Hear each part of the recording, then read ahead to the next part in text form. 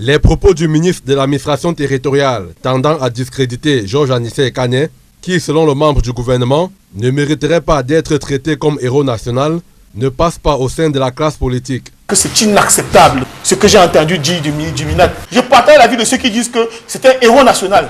Quand un homme décide de faire de la prison pour ses convictions, de subir des violences pour ses convictions, à défaut d'être un héros national, il doit être au moins martyr. Georges Anissé Kane, c'est près de 50 ans de militantisme politique en faveur de la démocratie et de la libération du peuple camerounais.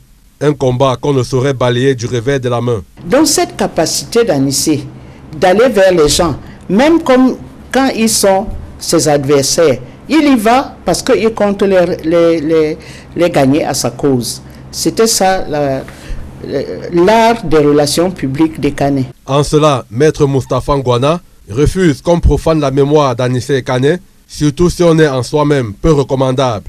Entre celui qui s'est retrouvé dans les geôles pour le délit de droit commun et l'homme qui s'y est retrouvé parce qu'il réclamait la liberté, il réclamait la justice sociale pour son peuple, et que lequel des deux a été du mauvais côté de l'histoire, ce n'est sûrement pas Anissé Kane. Au sujet de cette polémique, le docteur Aristide Mono écrit par exemple que la qualité de héros national n'émane pas d'un décret ou d'une loi parlementaire, mais d'une relation affective et d'une projection collective. Vox populi, vox dei. C'est la voix du peuple, c'est la voix de Dieu.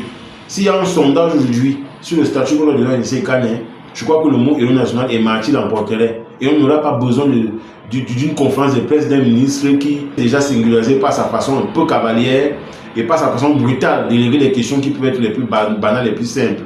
La ferveur populaire est un thermomètre de la légitimité sociologique et le héros est moins celui qui a été déclaré que celui qui est reconnu comme tel. Si le Cameroun savait célébrer ses enfants, Anissé Kane aujourd'hui serait au Panthéon, il serait célébré par le Cameroun entier. D'ailleurs, nous le célébrerons.